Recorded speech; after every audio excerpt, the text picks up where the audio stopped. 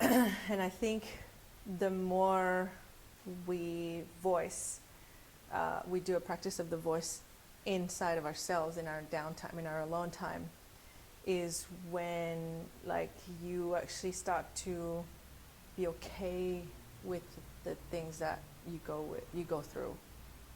And I think when I wasn't okay with the things that I was going through, I actually was not comfortable sharing with others, especially my closest ones. Like the strangers, I didn't really care, because I didn't really care about their opinion, because I had so much opinion about me that were validating the fact that I didn't love myself that much. That for strangers it was okay, but for those that were close, that I was trying to get love from, that was hard. But journeying with that, I came to realize, like, actually I just need to give that to myself and not ask or wait or try and get it from others, you know, because then that was like the whole aspect of like becoming people pleaser, and just kind of expecting a return all the time that is going to just serve me. And it's kind of like I feel like I'm using the other to get something from. And I've definitely like moved really far from that place of using people for my own gain of feeling loved. And that's pretty intense, actually, you know, to be honest about it. Like, but once I've reached the other side where I do feel honest and it's actually okay. It's actually okay. It's not that scary, actually. You know. Having an expectation of the other. Yeah. I think so. Yeah. Yeah. Yeah.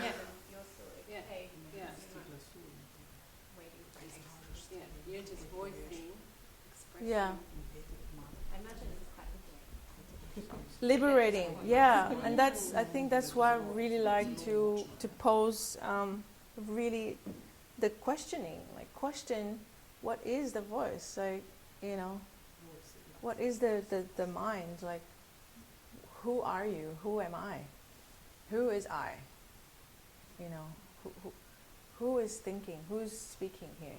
And we have discussed this before, but it's like I'm never done asking those questions on my own, because it's like it's a mystery. It's always a mystery, and I think that's why I'm in this as well. For myself personally, it's because if you need to know about myself, I like things that don't really have an ending. It's kind of like it's like on a quest of something that will never actually unfold and never finish. And that's why I never finish a painting.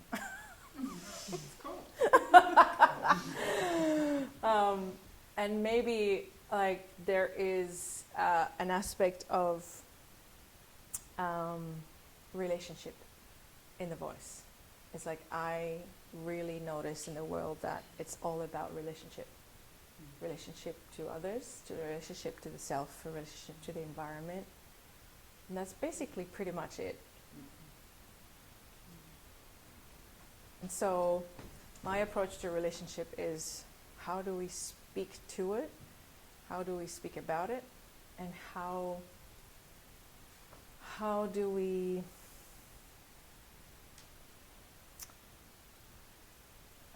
dance with it and be okay in it? You know?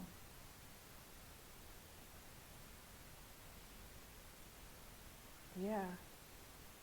How has it been for you, Sarah?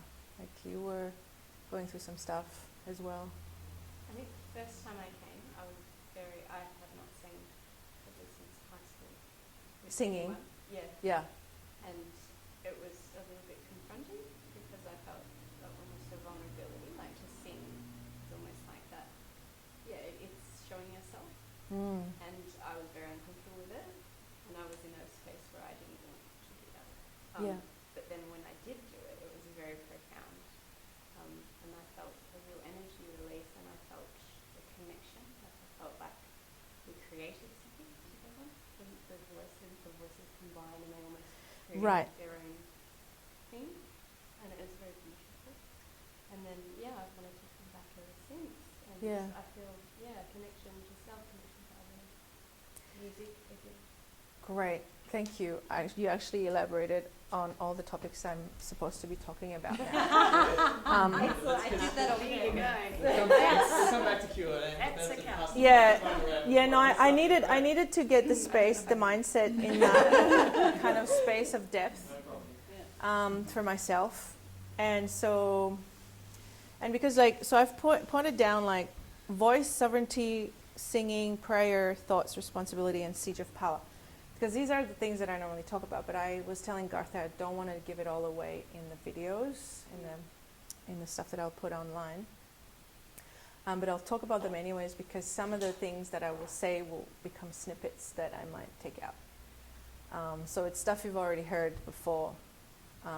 But yeah, bear with me that it's something that you might already know, but this is for the sake of for the video. So sovereignty is a very important aspect of the voice, in my opinion. And this is how I bring the circles together, is where we actually get to make decisions, is where we take the power back into our hands, which is about making decisions, about remembering that we have a choice. And in the knowing and the acting of choosing, there is a certain responsibility that is also offered, or that is kind of automatic. You have to either take that responsibility or relinquish it in a way.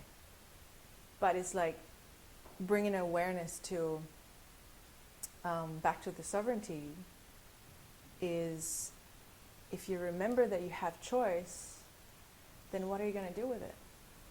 Are you going to let somebody else tell you how you should feel and think about yourself, or are you going to take that power for yourself? And that's even with the relationship with the self, because I have many tikals in me, or different archetypes of myself inside that I have